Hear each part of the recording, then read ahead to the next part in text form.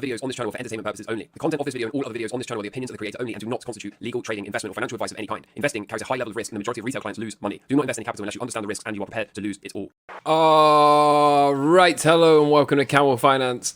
I'm your boy Camel and welcome to the week. Welcome to Monday. Today I'm largely going to be speaking about Bitcoin, a little bit about the stock market, and really it's just a time to lock in as far as I'm concerned. I think we're in the final phase. I think we're heading to an ultimate cycle top before entering the bear market and targeting the 4-year cycle low.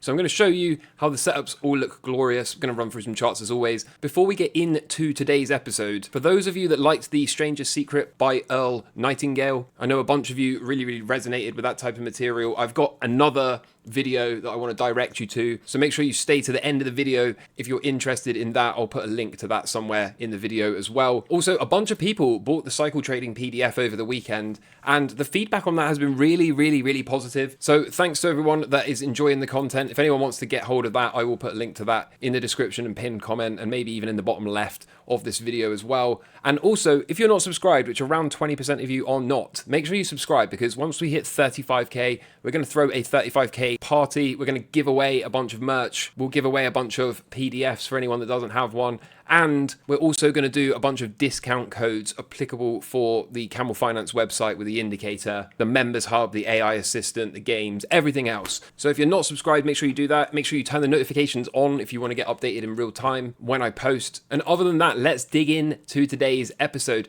So we got a pretty stacked week. I think I'm going to go live for CPI on Tuesday because it's been a while since we've done an inflation type party. We've also got quite a stacked week in terms of economic data, and the current setups are looking pretty bullish. So I'm excited to see what this week will bring. Over the weekend, we had the US announce trade deals with China, with the US saying that it's going to cut tariffs on Chinese goods from 145% down to 30% for the next 90 days. Futures currently up almost 3% for the S&P, almost 4% for the Nasdaq. It's starting to look a lot like there's a chance here at getting that enormous blow off top to all-time highs. For me, at the same time, I am continuing to operate with a bit of caution until the market has proved to me what it wants to do. I was talking to the members in the members video over the weekend and saying that it's quite a similar situation to back here. Back here, the risk was high. We managed again to get flat and get out of the way of most of this. We waited for the market to prove what it wanted to do, and then we managed to back the rally from somewhere in this neighborhood and capture most of this. And it's also a very similar setup to back here. We got another inversion into a weekly cycle low. It was a now or never moment. I had to wait for the market to show me what it wanted to do. And again, on a trendline break, we managed to get hold of this. And I think that's exactly what you're going to see from me over the coming days and weeks. I'm looking for a bit of a push, a cycle low, and then out of that cycle low, it will be time for the market to reveal what it wants to do. If there is more gas left in this goose, we will see the thing move higher. And of course, we've got a good track record of staying on trend for that. And if not, then we should form a cycle low and look to see cycle failure, confirming indeed that this was the top and we are well and truly in a bear market for the stocks. So although everything looks bullish and everything is pumping at the moment, this is still an area of risk in terms of the stock market. If we are going to see a lower high bounce, it's right around this kind of neighborhood here where my box is being scribbled inside of. Well, that's a weird thing to say. It's in this neighborhood where it would be logical and reasonable to expect a lower high to come in. And Bob Lucas agrees with this in its entirety. Stocks have indeed been on a good run, but it's only back to where we might expect a bear market rally to begin to stall. The true test is getting above 5,800. We are near a fork here, an inflection point. And so again, we're probably going to see something like this daily cycle low, and then it will be time for the market to reveal its direction. I am going to back this cycle low. We'll do that publicly as we always do. We'll set a public invalidation level, and the level 3 members will be notified in real time when I pull the trigger of the exact levels of entry and stop loss. Over in the world of Bitcoin, we saw the US Mother's Day, and documenting Bitcoin here, showing us the price on Mother's Day since Bitcoin's inception. You don't have to be a genius to spot the overall trend is up here. I also found this, and I want to make this clear. I got nothing against this guy or anything like this, but I've long been saying that as we get later in the 4-year cycle, as we start to approach the final leg into the top, what you will see is people start to move the goalpost. You will see higher and higher targets as we get later and later in the cycle, as we get more and more bullish, more and more parabolic. It's only reasonable to expect people to start raising and increasing their price targets for Bitcoin. And this just so happens to be one of the people that I follow who had a lower and more conservative Bitcoin top price target and is now, for the first time, moving the goalpost. Now, I'm not saying he's wrong.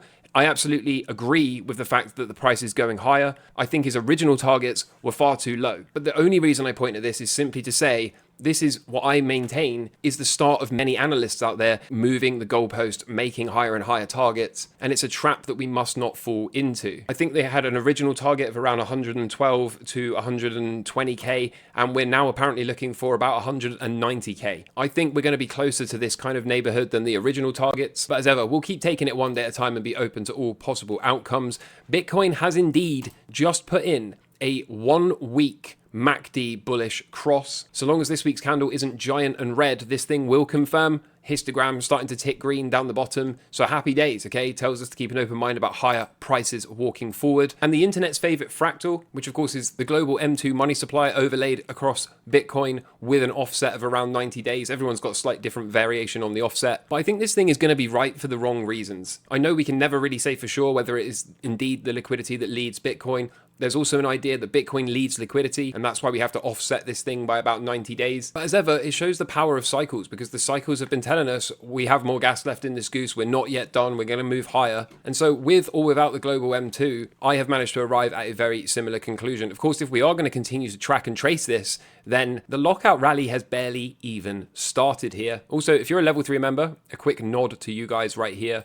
Note the breakout, hard retest, resumption. And here's another look at this chart, which suggests, again, we could well be up in the neighborhood of around 175 to maybe even as high as 200k by as early as late July. So super exciting times. Remember, it's the end portions of the cycles where we tend to make the most amount of spectacular price movements. And I know there's a big question that many of you that watch this channel have, and that is, hey Camel, how could we possibly be saying that the S&P 500 is at risk of making a lower high and rolling over? Something like this, whilst you are simultaneously calling for Bitcoin to rip to new all-time highs. But this right here, as you can see in the top left-hand corner, is Bitcoin priced in the S&P, Bitcoin divided by the S&P. This thing looks primed to continue to move up into price discovery, and it means one of a few things.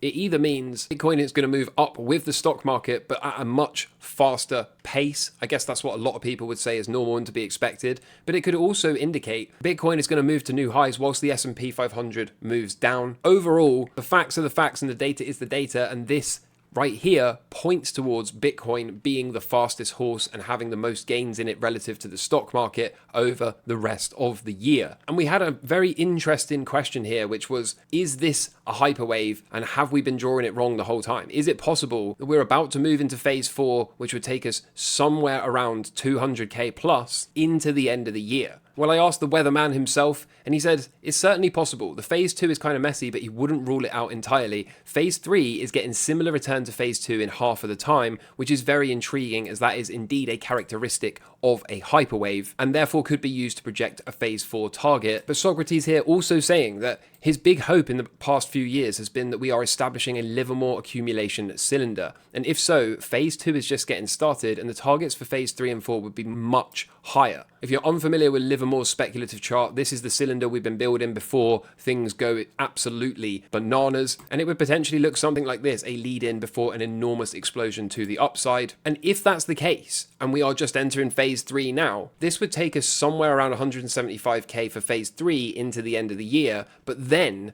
we would get something crazy happen. I don't know if this would be a Fed pivot, a QE bomb, Bitcoin strategic reserves, competition between nation states and sovereign wealth funds. I don't know exactly what it would need, but there is a requirement for hyperwaves to have a paradigm shift. And if something like this is to occur, it would put us above 400k into April of 2026. From a 4-year cycle perspective, this still isn't even impossible, because as long as we make our way down to a major 4-year cycle low sometime around late 2026, perhaps even early 2027, we would still have a perfectly normal and to be expected 4-year cycle low for Bitcoin. So it seems crazy now. It may well be crazy now. But until such time as we see true trend reversals, true trend changes, then this is indeed one possible outcome for Bitcoin, and certainly one that I will remain open to, despite thinking that these targets may well be slightly ambitious. Moving into the TA section, the Dixie looks to me like it's finally confirming a daily and a weekly cycle low and getting ready to break the trend line. If it does, then we've again got another one of these repeat situations where the dollar is going to run with Bitcoin. So I see a lot of Dixie bears out there, but if this really is a weekly cycle, you can see, typically speaking, once we find one, we get nice, big, strong pushes for multiple weeks at the minimum. So even in the bearish scenario, we'd probably expect something like this and then a lower high, and it could indeed roll over from there. Somebody tell the bond market that it is not obeying my yellow squiggle. So as long as we make a lower high below this high, then we have still got lower lows and lower highs, and we'll be looking for something like this to the downside. But for reasons I cannot work out, the bond market in aggregate does not want to permit the Fed to cut rates at this given moment. Add this to the list of complexities in the market at the moment. Of course, the stock market's not open since the weekend's video, but as I said earlier, we are expecting some big green starts and some nice gaps on the chart when we open up. Gold is playing ball beautifully here, looking for that second drive, that undercut. Level 3 members know all about this, so happy days there. And silver looks like it's also going to give us our second drive, and then we can get behind this swing and back that as well. And of course, the bull of all bulls, Bitcoin, on its way to a right translated cycle top, probably going to be heading into a cycle low early June timeframe following this half cycle low inversion and a confirmed weekly cycle. For those of you that were following me for a while on this channel, I continued to make the case all in here that this was not a real weekly cycle low because we didn't have a true swing, we didn't have a trendline breakout, and we didn't have a confirmation with a Brexit cross down the bottom. But I don't think it takes a genius to look at this current setup here and say that this absolutely has all of the familiar symptoms, characteristics, and hallmarks of a weekly cycle swing. This is certainly a weekly cycle low and swing here. It is confirmed with a trendline break. It confirmed with the Brexit cross down the bottom. So we now have a true weekly cycle low. We now should have absolutely no business trading below that low at 74-ish K. And if we do, that would tell us that this indeed was a lower high and the top callers were totally correct back here. And it's only reasonable and normal and to be expected to head down towards that 4-year cycle low and enter a bear market. So I expect some chop and volatility whilst we work out and find the next daily cycle low. But from that daily cycle low, I expect us to be smashing through the prior all-time high level, moving up to these extremely high numbers that most people thought was impossible for the prior, I don't know, year or so. And if you are an altcoiner, and I've been very vocal for 2.5, maybe more years now and bashing altcoins the entire time, if you're an altcoiner, this is actually the part of the cycle where altcoins tend to have the best chance at putting in the types of numbers that every other influencer on the planet promised you for the entirety of this cycle. So if you didn't quit and you're still holding your altcoins or you're still buying them here, I think you've got the best hope you've had since the prior bull market. We can see that with ETH on the weekly time frame looking pretty good. I'm noticing XRP as well on the weekly time frame looking to leave behind a swing and start to move up. So don't expect me to be covering these altcoins, but just in the interest of full transparency, full disclosure, proving that I'm not attached or married to any narrative. Yes, I'm not a fan of altcoins. Yes, they're outside of my personal risk tolerance and profile. I don't really care for them. I've been very vocal in bashing them, as I said, but I am, again, an objective trader. I'm as objective as I can be, and it's only fair to acknowledge that we are at that point of the cycle now where if you want to buy some altcoins, I make the case that this is probably one of the better times to do it. That is not a suggestion or recommendation to buy them, and to be clear,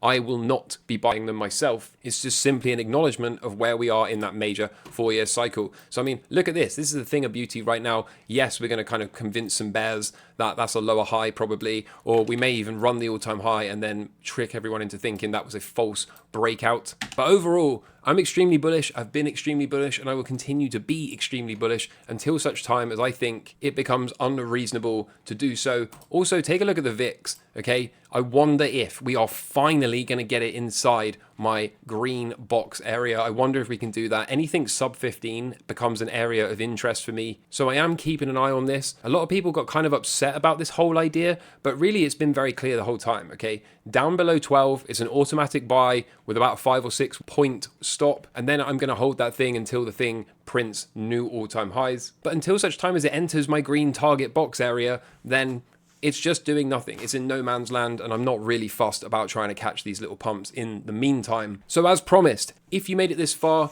I have another video for those of you that are interested in that kind of thing. I will tag this in the description and the pinned comment of this video. It's called It Works, right here, as you can see, by the Master Key Society YouTube channel. So go ahead and check that out. Only 15 minutes, extremely powerful in my humble opinion. And other than that, I hope you're doing well in life. Welcome to the week, and I will see you tomorrow. Until then, take care, all the best. Cheers, bye. Camel Finance, he's the man to see. Rocking the markets with his contrarian spree. Trades like a pro, no fear, no shame. Sticking to his guns in his money game. He's a badass, oh yes indeed. Camel